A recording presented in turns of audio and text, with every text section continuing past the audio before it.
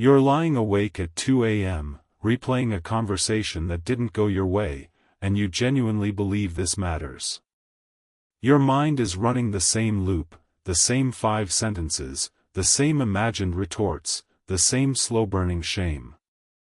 And here's the costly mistake you're making right now: in the dark, in the silence, you are treating a fleeting moment as if it's the size of your entire life. You are giving a single interaction the weight of eternity.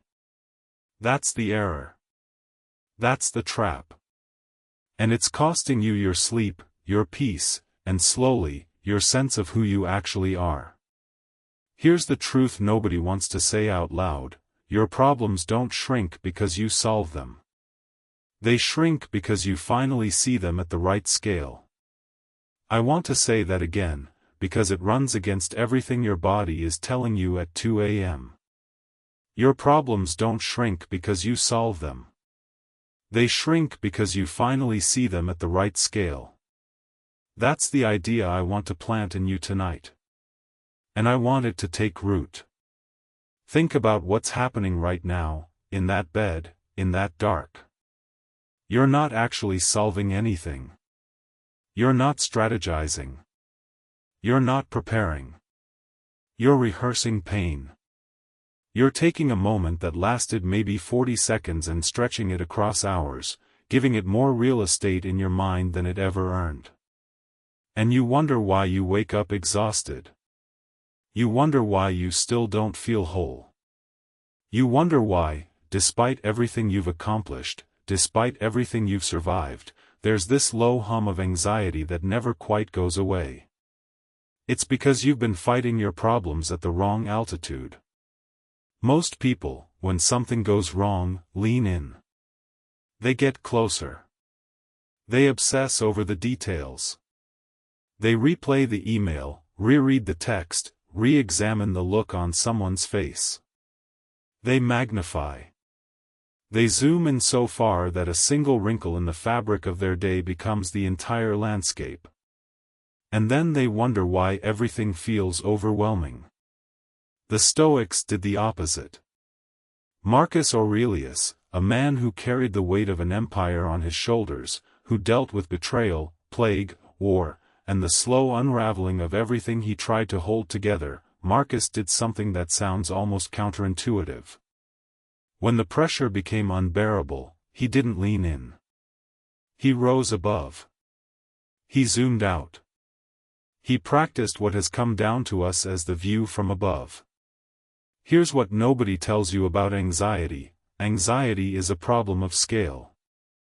It's not that your problems aren't real. They are.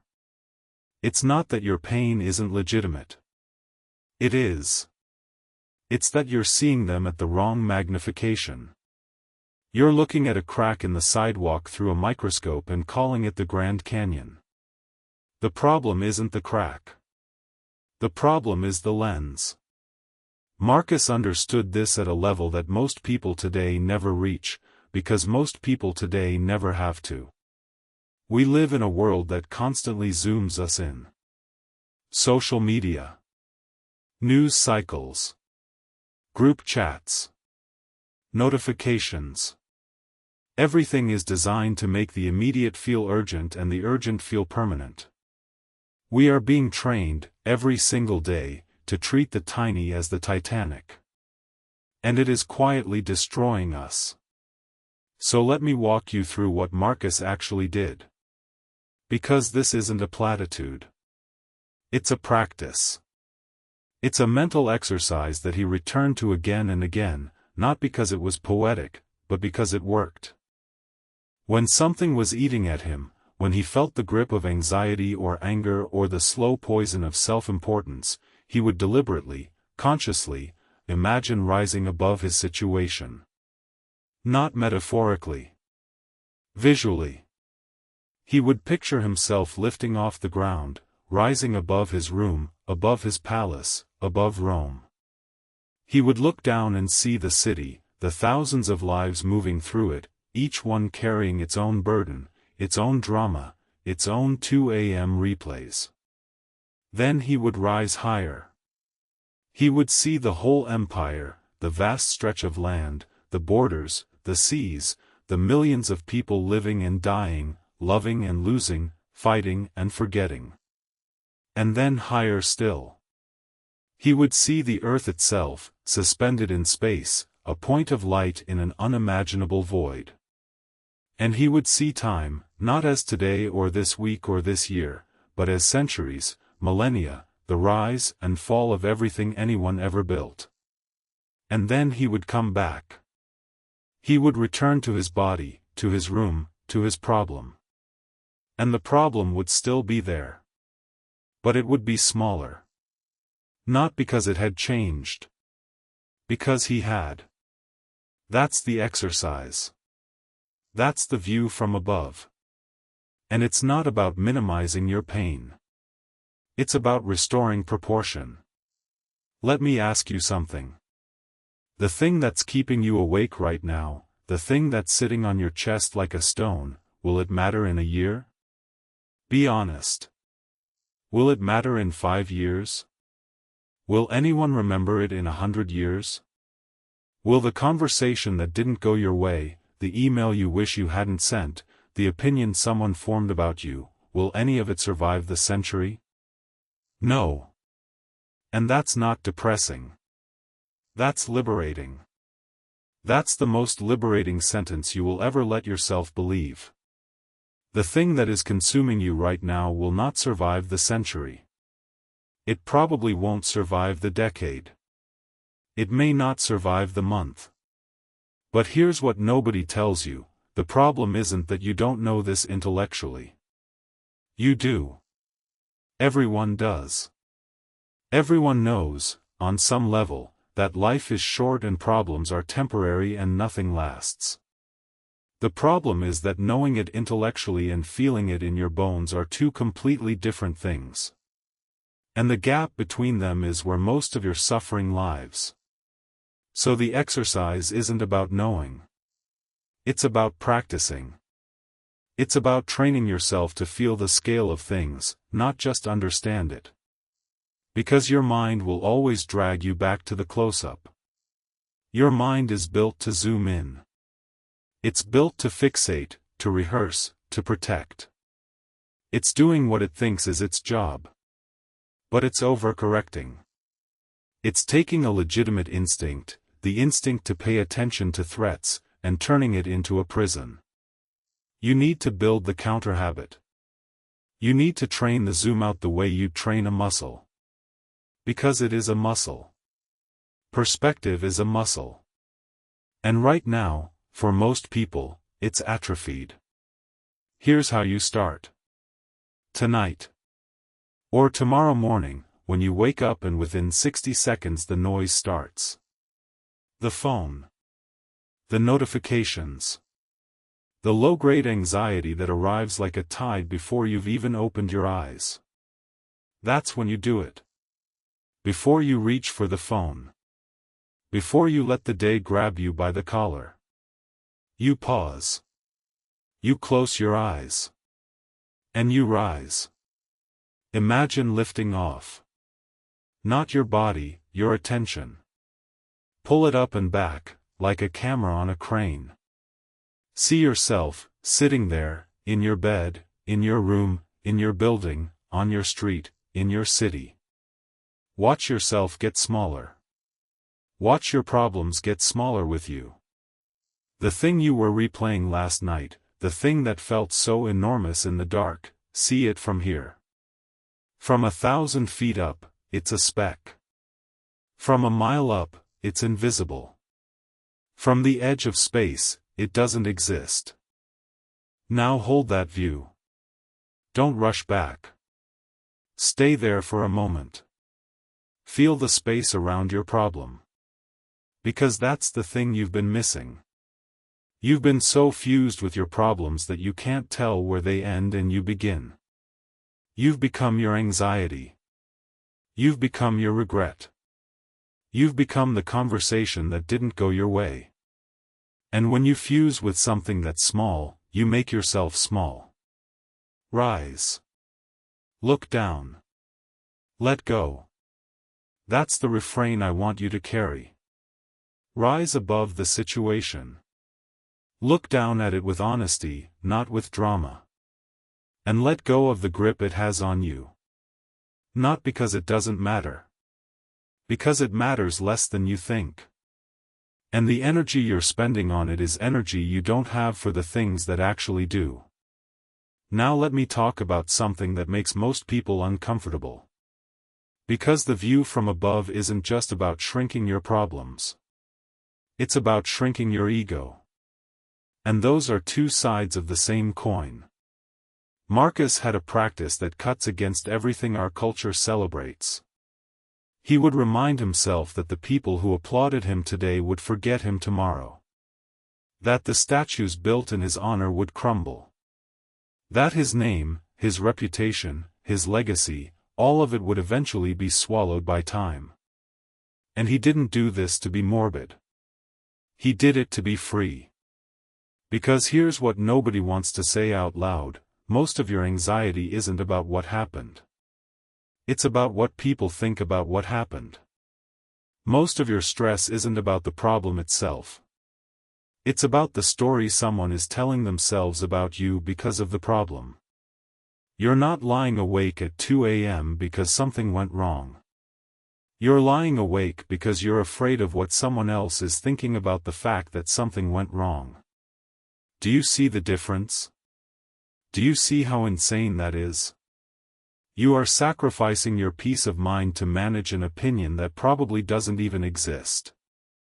The person you think is judging you is probably lying awake worrying about what you think of them. You're both in the dark, both in your separate beds, both rehearsing a version of the other person that isn't even real. And neither of you is sleeping. The view from above dissolves this. Because when you rise high enough, you can't see individual opinions anymore. You can't see who said what to whom.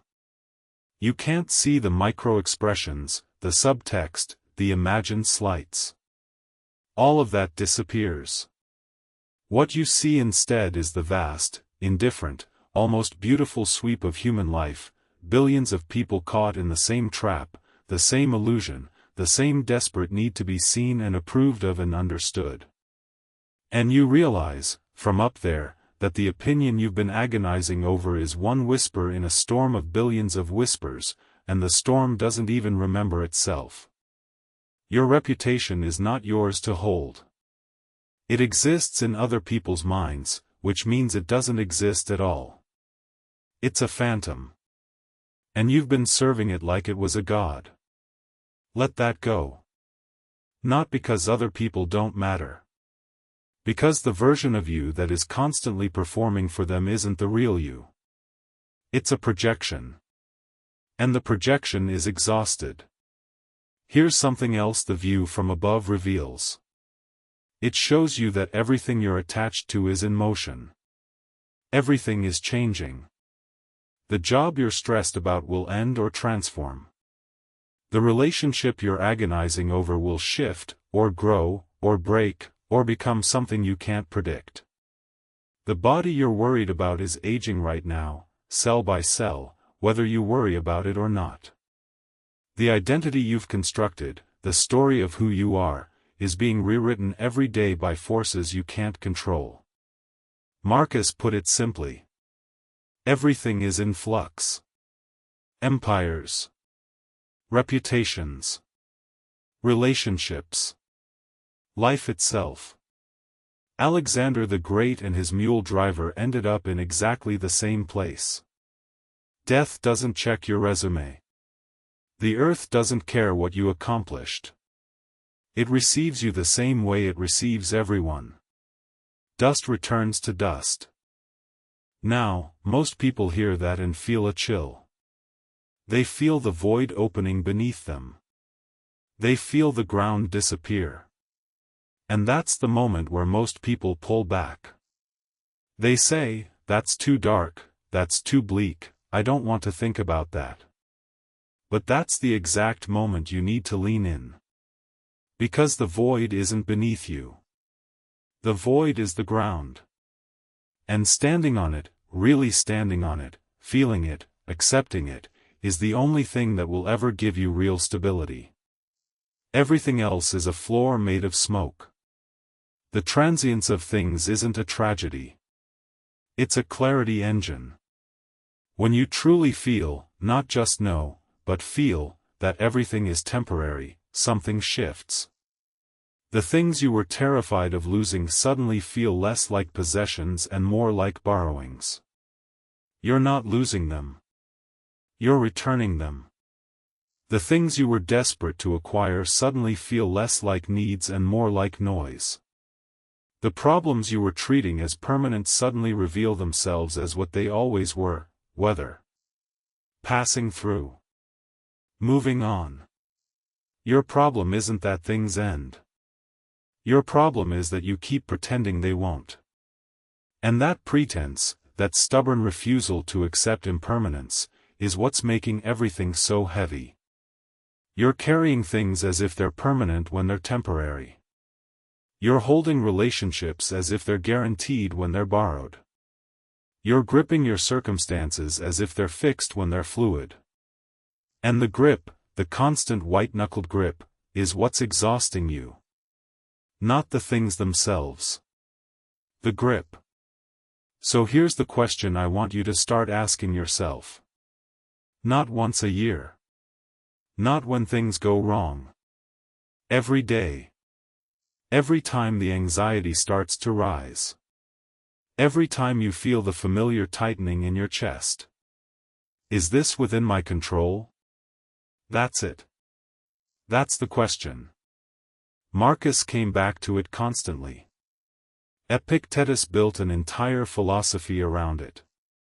Is this within my control? If it is, then act. Do something. Stop replaying and start responding. If it's not, then let it go. Not because it doesn't matter. Because your grip on it is an illusion. You never had control over it in the first place. You just thought you did. And the gap between what you thought you controlled and what you actually control is where most of your suffering lives. Think about what's keeping you up at night. Really think about it. Break it down. How much of it is actually within your power? How much of it is someone else's choice, someone else's opinion, someone else's behavior, someone else's schedule, someone else's mood? How much of it is the past, which you cannot change? How much of it is the future, which you cannot predict? And how much of it is right now, this moment, the only thing you actually have, the only thing that's actually yours? Most of what you're carrying isn't yours. You picked it up because you thought you had to. You carried it because you thought it was your responsibility. But it was never yours. And you can set it down. Right now. In this breath. You can set it down. Rise. Look down. Let go. I want to take you through the exercise one more time. But this time, I want you to actually do it. Not later. Not when you have a quiet moment. Now. While you're listening. While your mind is open and the words are moving through you. Close your eyes if you can. If you're driving or walking, just soften your focus. Either way, come with me. You are here. Wherever you are. A room. A car. A street. A bed. Feel the weight of your body. Feel the specific thing that's been bothering you. Don't run from it. Let it be there. Name it silently. The thing. The one thing that's been sitting on your chest. Now. Rise. Pull your attention upward. Imagine your perspective lifting off the top of your head, rising through the ceiling, through the roof, up into the sky. You're floating now. Look down. See the building you're in. See the block. See the neighborhood. The streets are tiny. The cars are specks. The people are dots, each one carrying a problem just as heavy as yours, just as consuming, just as convincing. Rise higher. See your whole city. The skyline. The grid.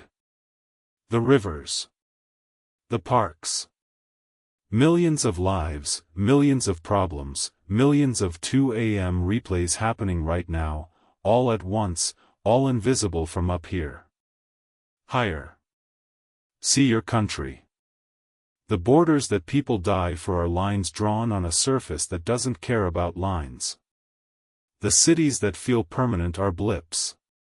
The conflicts that feel world-ending are ripples. Higher still. See the earth. Blue and white, turning slowly in the dark. Everything you've ever known, everyone you've ever loved, every problem you've ever had, contained on that small, fragile, beautiful sphere. And around it, nothing. Vast, silent, unimaginable space. And in that space, your problem. Can you see it? Can you even find it? It's not that it doesn't exist. It's that it was never the size you thought it was. It was always this small. You just couldn't see it because you were too close. Now hold this view. Breathe into it. Feel the space. Feel the silence. Feel the scale. This is not emptiness. This is perspective.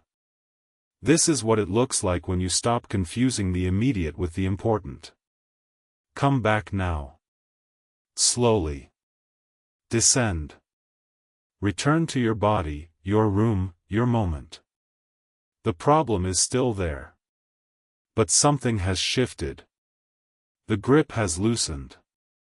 Not because you solved anything. Because you saw it clearly.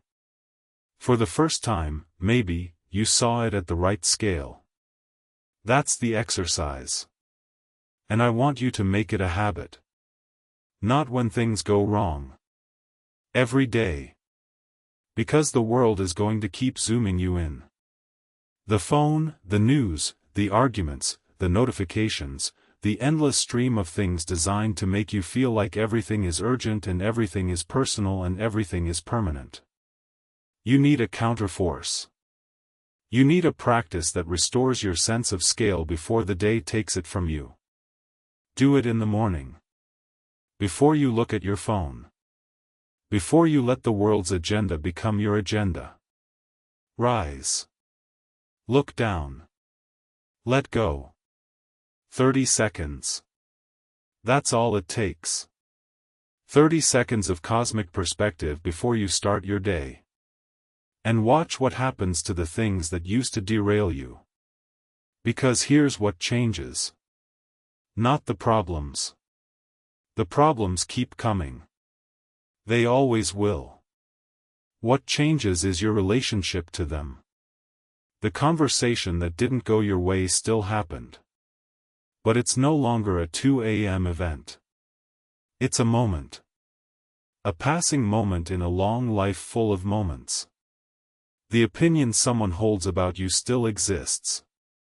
But it's no longer a verdict. It's a whisper in a storm.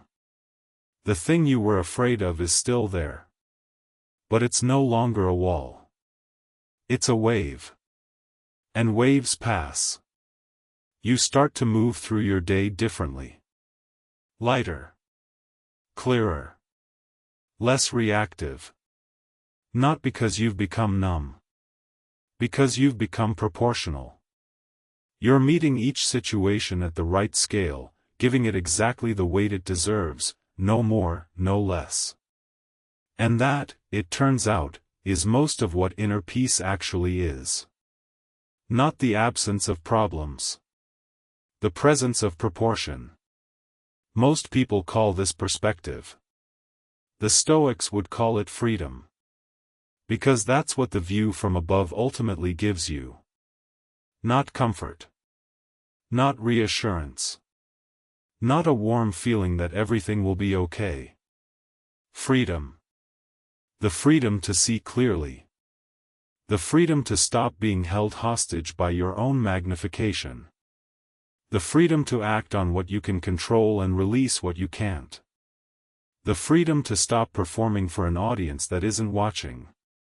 The freedom to be small in the best possible way, small enough to fit inside your own life instead of being crushed by it. Marcus carried an empire. He carried betrayals. He carried the death of his children. He carried war and plague and the slow realization that everything he built would eventually fall. And through all of it, he practiced this. Not as an escape. As an anchor. The view from above didn't take him away from his responsibilities.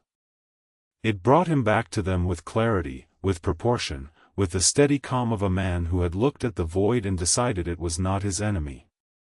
You can do this too. You don't need an empire. You don't need a title. You just need the willingness to stop, to rise, to look, and to let go. Again and again and again. Because the pull will always be there. The world will always try to zoom you in. Your mind will always try to make the temporary permanent, the small enormous, the passing eternal. But now you have the counter-move. Now you know the way out is up. Not away from your life. Above it. Looking down with clear eyes and a steady heart. Seeing your problems for what they are. Not nothing. But not everything. Just small. Just passing. Just part of the vast, beautiful, indifferent sweep of something so much larger than your fear. Your problems don't shrink because you solve them. They shrink because you finally see them at the right scale. Remember that. When the anxiety rises. When the 2 a.m. loop starts. When the world tells you this moment is the most important moment of your life. Remember that you are not your problem. You are the space around it. And the space is vast. Rise. Look down. Let go. Stay above it.